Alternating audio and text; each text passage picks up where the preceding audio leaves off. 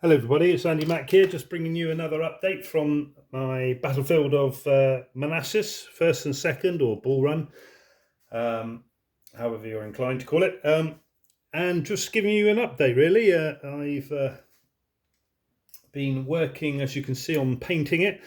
The trees I've paused, I started doing them on looking at maps and things from the internet.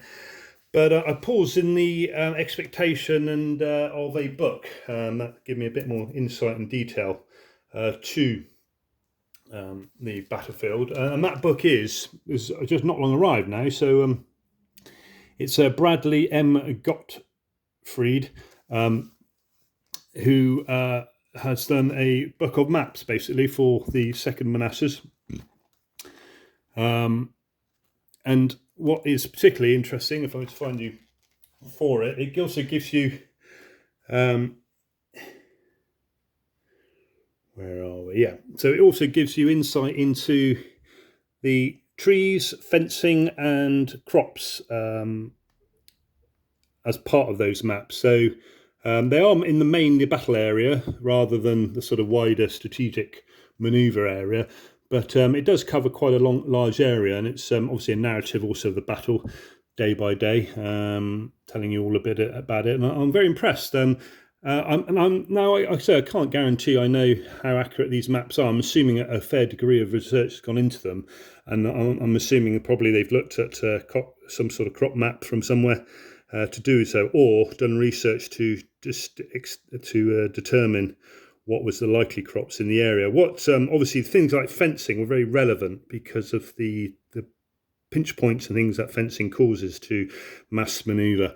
There are three types of fencing. It would have been snake fencing, and I've ordered 2mm snake fencing from Irregular Miniatures and was waiting on that.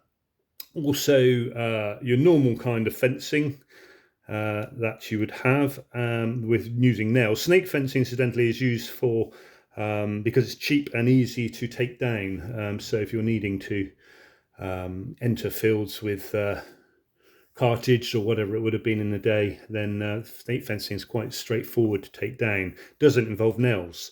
Whereas the nailed fencing, the sort of traditional fence that you would see, is obviously more expensive. So in my understanding, the snake fences would have covered the larger areas, the roadsides, areas where there's a large need for fencing.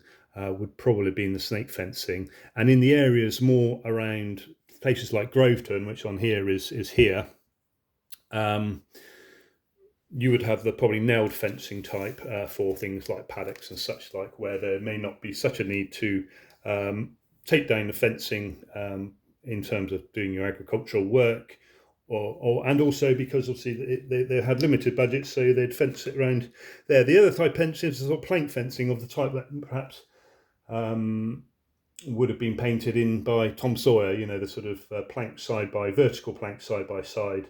That's my understanding anyway. And that would have been around domestic sort of backyards and very close to the domestic premises. Probably again because of nails cost, and the way the amount of planks that you need to do so. So yeah, that's the three types of fencing. So and obviously this map's very good because it does help you with that.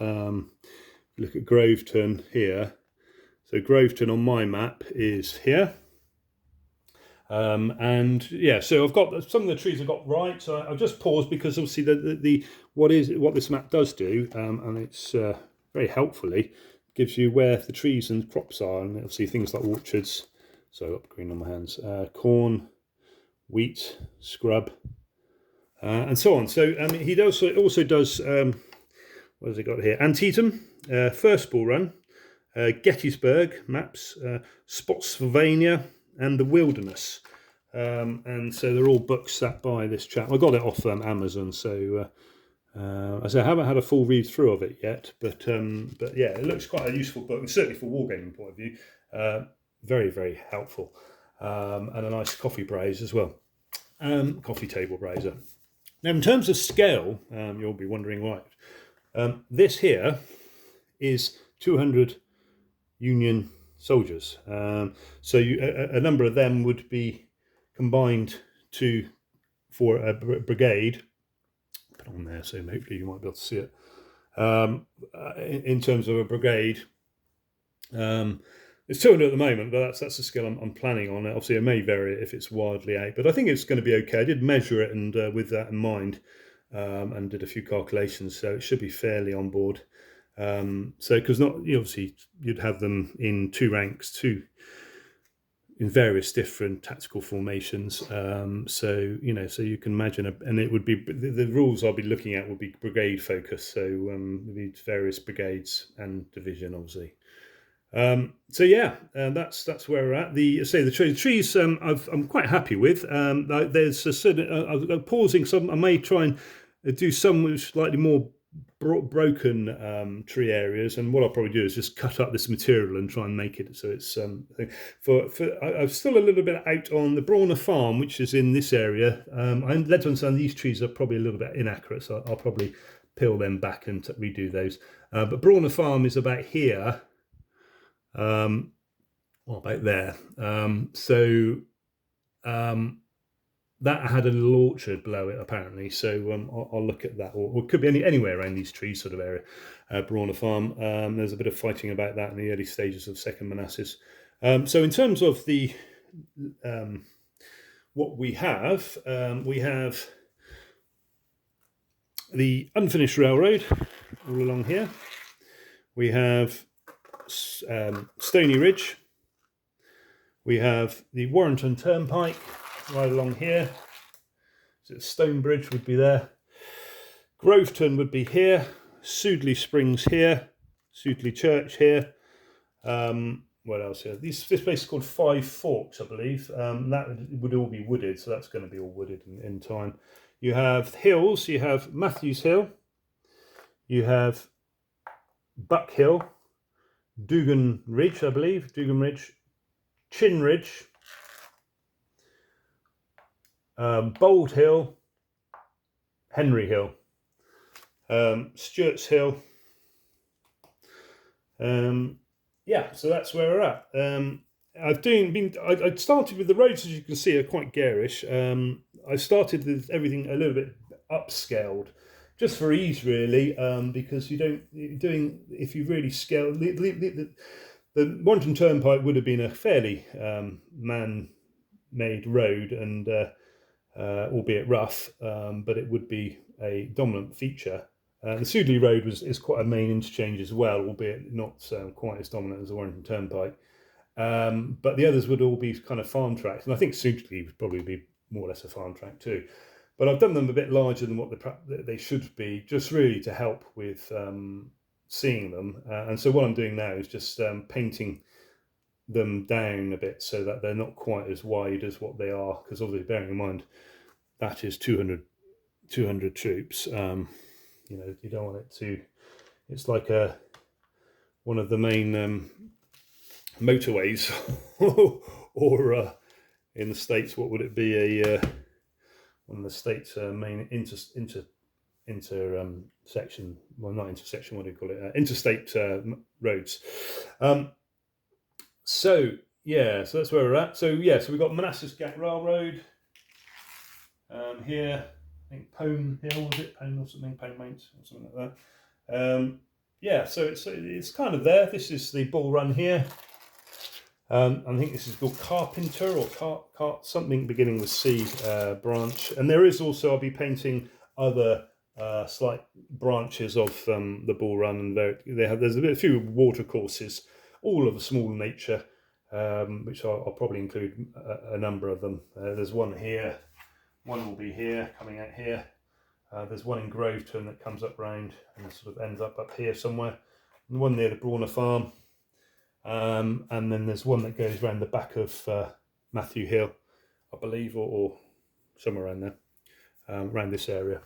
So there's a couple of branches which will just be, and I've done them in dark brown, sort of burnt umber at the moment, but it will probably be more of a, is it burnt sienna? The paths are actually needing to be washed with a light sort of clay colour. They would have been baked clay at the time of year the battle was fought, and from the sun, and sort of ready clay coloured soil. So, but I've looked at the American Battlefield Trust battlefield walks, which are very good, worth watching if you like the American Civil War. Some excellent narrations given by the presenters and the battlefield wardens or whatever, the people who do the tours and know about a lot about the battle. Very interesting. And they do various battlefields. So American Battlefield Trust, I highly recommend it. Particularly for a wargamer's point of view. So yeah, they do, and I'm looking at the terrain there. The colours aren't too bad. Obviously, I've got to put in the fields. It was a lot more agricultural at the time of the battle than it is nowadays. Quite rough, a lot of the areas nowadays, but it was pasture and crops and things, and quite agricultural areas. So at the time of the battle, it seems with various farms. So I'll be losing that book to distinguish fencing and the crops. I have material which I'll be putting down, probably slightly raised material, sort of a foam type material. Very smooth though, down to represent standing crops, wheat and corn, and then I'll possibly paint in other things, other types of crops or fields. Fences, I'll say I've ordered snake fencing, and I may use either matchsticks or something like that if it's for other types of fencing, and perhaps walls. I don't think walls are a massive feature here. The unfinished railway track is just unfinished in terms of its being a V cut. It's a V ditch. Some of it very deep in places, other areas less so, for a single track railway and its cuts. It was very defensible in itself, I'm led to understand. So they didn't build any embrasures or chop wood or anything like that to build fortifications. We didn't need to. It was like a parapet in itself, I'm led to understand. So in terms of the battlefield, there will be a sort of, to defend it, it will be a defensive rating for the railway cut. And in some areas, probably more so than others. So I'll have a look on that anyway in terms of the rules I'm using. So still got quite a bit to do in actual fact. We've got to paint in the railroad, which will just be a representative dark sort of representative rail tracks. I may use a pen just to mark out what would look like sleepers of a railway. And I've got to, what else is there? Oh, so yeah, the water courses, a few small water courses. Put in the fencing, trees and fields, and just finish off painting. Paint the trees, a lot more trees to go on. All around this area is a lot of trees. This area, on Stony Ridge, I'll probably make it so a little bit more broken trees in places. Although I do like this thick, this looking stuff. The thick parts. Orchard to do at Bronner's Farm. I've also got irregular 2mm buildings, so they will look quite cool once those buildings are on, and I'll hope to do little backyards and things around the ones that we have. I've got other, there were lots of farms on here. There's Brawner's Farm, there's farms over at Chin, there's farms Bold Hill, there's farms everywhere. So how I'm going to do it, I don't know. But anyway, I say because it is only 2mm, it's a general representation. In the main, I'll be looking for in the main areas. I will try and do it accurate as I can to a degree, but there will be a little bit of poetic license as well once you get further away from the actual main battlefield areas. And interestingly, the maps also mainly focus in the areas where the fighting was. Obviously, this area here was relevant to the first Bull Run. This section here and the second Bull Run was kind of Longstreet attacked from across here. Pope and Porter was all around here, and Jackson positioned himself along the Runfield Railway track, and then Longstreet came in with Lee and did a huge sweeping attack, and they then held out. They sort of overwhelmed Chin Ridge, and they put a defensive line. The Union put a defensive line along the Seeley Road, which calmed the right, enabled them to withdraw rather than be routed and destroyed. So yeah, that's how it is. So so that's where we're at. I've also been doing another project which isn't necessarily wargaming focused, but it is relevant to wargaming. It's an area, local area where I go go walking, and it's got some very significant relevance to the colonial British Army in the 1800s. So, which I will bring you a feature in, and it's a sort of then and now type presentation I want to do. I've got to learn a bit how you use public images and stuff like that from the internet for YouTube. I think they'll be fine to use. I don't think they are very public images. I think I might just have to quote their location or something like that in the Harvard way, is it, or something like that, so that you quote where they are. But they are public images for public use, I'm led to understand, without restriction. And certainly they're all over the internet. But anyway, so I'll be using those images and then hopefully showing you where those places are in those images. So that'll be quite interesting. Not the easiest, because there's quite a lot of change, and I'll talk about that when I do that presentation. But that's something for another day. Still doing my 1685 project. That is coming along. I've ordered a load more figures from Irregular. As you know, I'm doing. I'm still just finishing off the militia units for the Royalist side, and also some Scottish units for the Scottish campaigns, which are the rebellions of in the 1690s. So I've got also a lot of Highlanders to paint, a lot of Monmouth rebels to paint, cavalry to finish. I've done some cavalry already, but I've got a lot more to finish and a few more to get. So it's still quite a long way on that project. And also buildings. I want to scratch build quite a lot of things. So yeah, that one will be a bit of labour. So I want to try and bring you something more quickly, and that's why I'm doing this project. So this should be. I'm pretty hopeful I'll be able to finish this in the sort of next period. Won't be the next few presentations. There'll be a few presentations yet before I finish it, but I'm getting there with it. I've got all the materials I need. I just want to get it so it looks reasonable and I can demonstrate on YouTube either the rules or the scale for wargaming. Bearing in mind this is 4x4, and you've got a scale where soldiers are that small. So sorry, I had it the wrong way there. That's the front of them. So yeah, that's what you're talking about. It's pretty small, so how I'll do it, I don't know. Whether I just focus on one part of the battlefield when the tanks are going in, but it'll be something I'll talk through, and we'll see how we get on. So that's it, really. What are we on now? 17 minutes. I don't think there's anything more. Oh, I've got some. As you may recall, I did. I'm going to do 10mm colonial, the Egyptian campaigns and Mahdist campaigns, and I bought some Mahdist armies. I will be buying Egyptian armies and also the British armies that fought in the Sudan in the early part of the 1880s.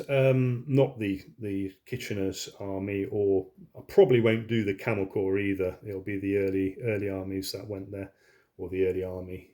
There's a couple of battles which weren't the Camel Corps in the initial sense. And I bought these rules, which is I'm led to understand are a period adaptation for Grand Army by Dave Brown. It's sort of copy of the mechanics of the rules. He quotes it in here, so it's no secret. But they look not bad rules. Haven't ever been overly overwhelmed by Dave Brown's rules for Grand Army.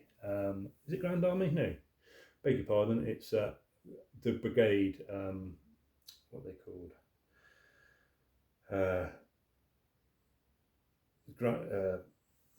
Dave Brown's rules, what are they called? Bear with me. They are Dave Brown's rules are something de brigade, isn't it? General de brigade, and is it General de Army as well? So by Dave Brown. So yeah, so that's one set of rules. Obviously, the bolt action is a possibility, but I don't want to buy bolt action and have to feel compelled to buy a supplement. And also at the scale I'm using, which will be 10mm, I think this bolt action is mainly aimed at 25mm. So yeah, I'll be looking around for some rules, other rules as well as these Gatling's jammed. But they are an actual set of rules, so they're not they are their own set of rules, and they're apparently more for bigger battles than General de Brigade are. So it's not bad. It's a partisan press feature. I'm led to understand they're not perfect. There are areas where they're sort of left.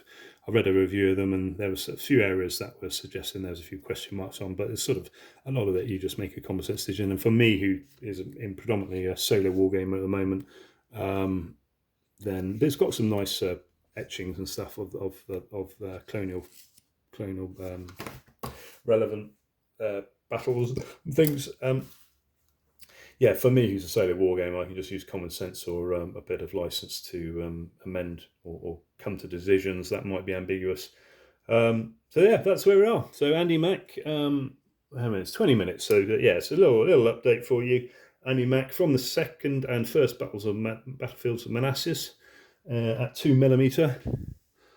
Wishing you just if you do celebrate Christmas or enjoy. Or even if you don't, the festive period, opportunity to have a bit of time of hobby or doing things that you might enjoy. So please enjoy them. And I probably will do another update before Christmas, I think, because I will have some time to do some hobbying. So I will probably bring you more updates. So, but if I don't, or you don't care to watch me, then from Andy Mack, 2mm at the battlefield of Manassas, wishing you a very happy Christmas and festive period. Happy holidays.